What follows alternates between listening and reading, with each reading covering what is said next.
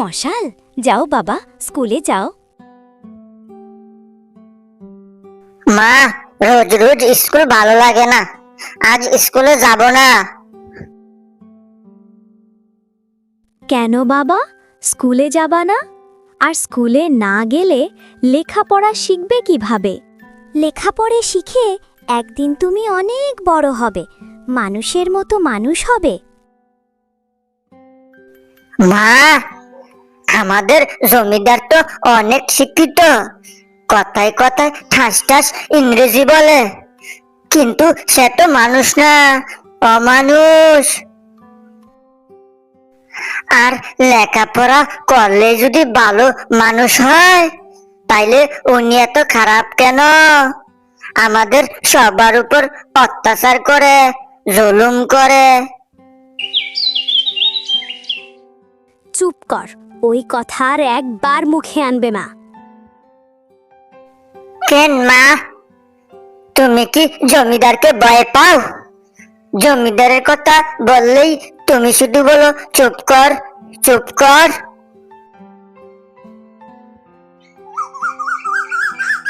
শুধু আমি না, এই গ্রামের সবাই তাকে ভয় করে।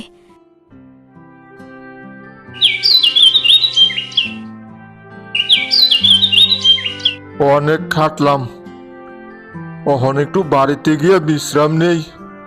আর এত খাটুনি খেটেও লাভ কি? ফসলের অর্ধেক বেশি তো জমিদারের গোলায় উঠে।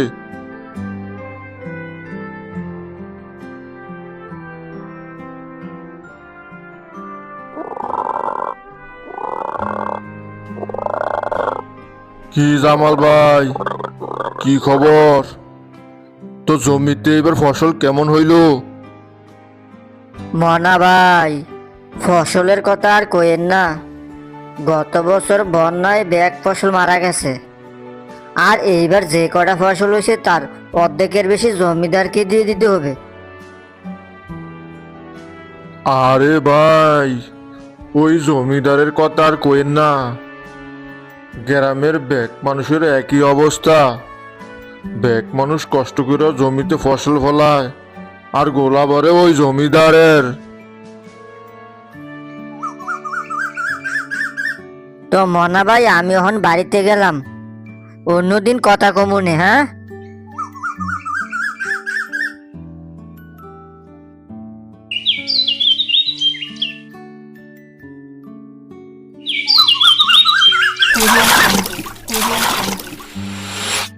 কিরে ডলার, গ্রামে কৃষকদের মুখে দেখি ভুলি ফুটতেছে। তারা এখন আমার চোখে চোখ রেখে কথা বলে। তাদেরকে কে ইন্ধন দেয় একটু খোঁজ খবর রাখিস। জমিদার মশাই, আপনি কোনো চিন্তা করবেন না, ওক্ষণে আমি ব্যাক খবর নিয়ে আইতেছি। ওগো, এইবার মাঠের ফসল উঠলে মশালকে একটা নতুন জামা কিনে দিও। বাবা, মা ঠিকই বলেছে, আমাকে একটা নতুন জামা কিনে দিও। আমার বন্ধুরা রোজ রোজ নতুন জামা গায়ে দিয়ে স্কুলে যায়। দিমু বাবা, দিমু। তো এইবার যে কয়টা ফসল পামু তার অর্ধেকের বেশি তো জমিদারকে দিতে হবে। আমগো কৃষকদের বাগে তো কিছু থাকে না। তোমরা গ্রামের মানুষ সবাই মিলে একটু প্রতিবাদ করলেও পারো। একজন মানুষ হাজার হাজার মানুষকে ঠকায়, আর তোমরাও এগুলো মাথা পেতে সহ্য করো। সহ্য না করে কি করব? গ্রামের সব মানুষ তাকে ভয় পায়, সমীহ করে। তবে এবার গ্রামের মানুষের সাথে আলোচনা করে একটু দেখি সবাই মিলে কিছু একটা করা যায় কি না।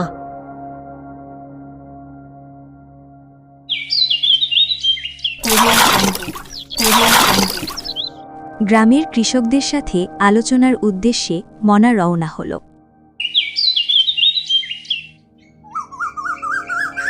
রহিম ভাই, গত বছর তো বন্যায় ব্যাগ ফসল মারা গেছে, শুনলাম জমিদার নাকি গত বছরের খাজনা সহ এবার ব্যাগ খাজনা সুদে আসলে আদায় করবে। আর যদি তাই হয় তাইলে তো পরিবার নিয়ে বেঁচে থাকা কষ্ট হয়ে যাবে।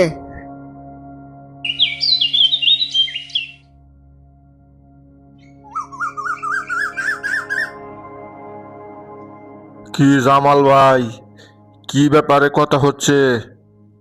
মনা ভাই, কথা করছি ওই বাজ পাখিটা সম্পর্কে। এই বাজ পাখিটার কারণে আমরা সাধারণ পাখি না খেয়ে থাকতে হয়। বুঝছি, ওই জমিদারের কথা বলছো। আর এর জন্য তো আমরা কৃষকরাই দায়ী। কৃষকরা দায়ী? কিভাবে? কিছু বুঝলাম না মনা ভাই, একটু খুলে বলো। আমাদের রক্ত চষেই জমিদার আঙ্গুর ফুলে কলা গাছ হয়েছে। আর আমরা ব্যাগ কৃষক যদি প্রতিবাদ করতাম তাহলে উনি আমাদেরকে ঠকাতে পারতো না। প্রতিবাদ জমিদারের বিরুদ্ধে কে করবে? ও দেখি জলে নেমে কুমিরের সাথে লড়াই করার মতো।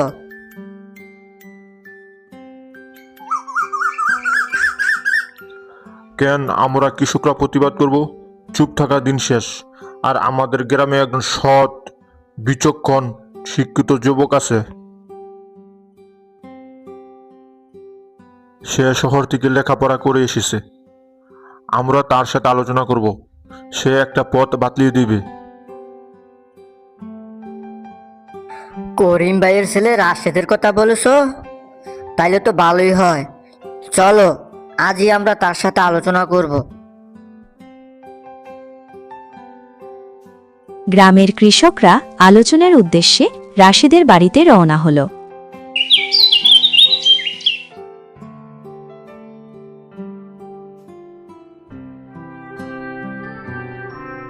রাশেদ ভাই, তুমি তো জানো আমরা কৃষকরা দীর্ঘদিন যাবৎ শোষিত। আমাদের রক্ত পানির পরিশ্রমের ফসল জমিদার খাজনা স্বরূপ অর্ধেকের বেশি নেওয়া যায়। আমি জানি, সবই জানি, কিন্তু বিটু ও কাপুরুষের জন্য এই পৃথিবী না। আপনাদের সবাইকে ঐক্যবদ্ধ হয়ে জমিদারের বিরুদ্ধে রুখে দাঁড়াতে হবে। ভেঙে দিতে হবে তার অত্যাচারের দুর্গ। জমিদারের লাঠিয়াল ডলার আড়াল থেকে সব কিছু শুনল।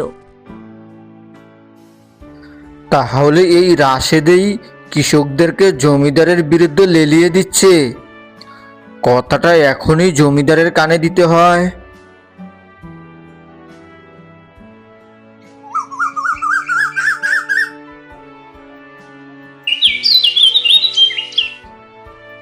জমিদার মশাই, এই জমিটাই আমার একমাত্র বেঁচে থাকার অবলম্বন।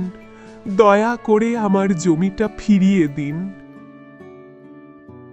জমি দিব, তবে তোমার স্বামী জমি বন্ধক রেখে যে 20,000 টাকা নিয়েছে সেই টাকা ফেরত দাও। 20,000 টাকা? কিন্তু আমার স্বামী মৃত্যুর আগে বলে গেছে জমি বন্ধক রেখে আপনার কাছ থেকে 5,000 টাকা নিয়েছে। তাহলে কি আমি মিথ্যা কথা বলছি? আর আমার চোখে চোখ রেখে কথা? দিন দিন তোমাদের সাহস দুঃসাহসে পরিণত হচ্ছে।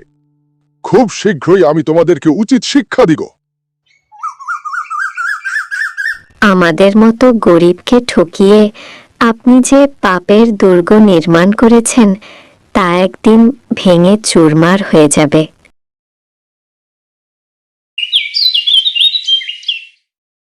ডলার ডলার তুই কই? এখনই এই বুড়ো মহিলাকে গলা ধাক্কা দিয়ে বের করে দে।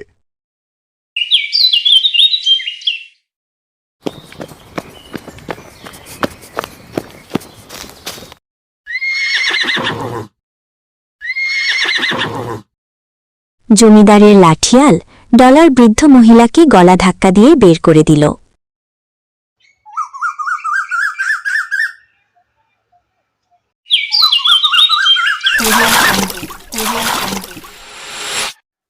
তাহলে শুনুন, একটি গল্প বলি।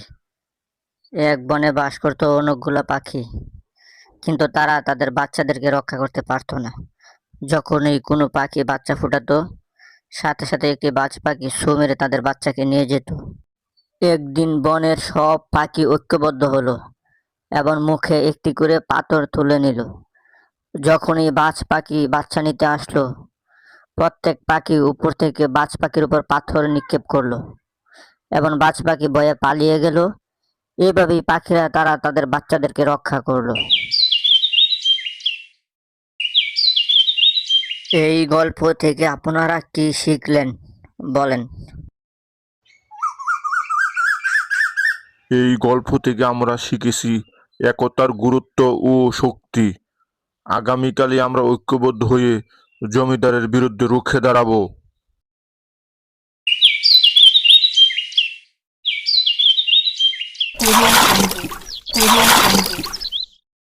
জমিদার মশাই, খবর খুব খারাপ।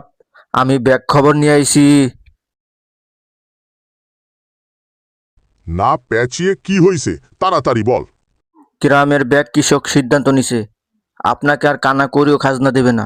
শুধু তাই নয়, ব্যাক কৃষক ঐক্যবদ্ধ হয়ে আগামীকাল আপনার বিরুদ্ধে প্রতিবাদ করতে আসবে। আর এই সব কিছুর মূল হলো মাস্টারের ছেলে রাশেদ।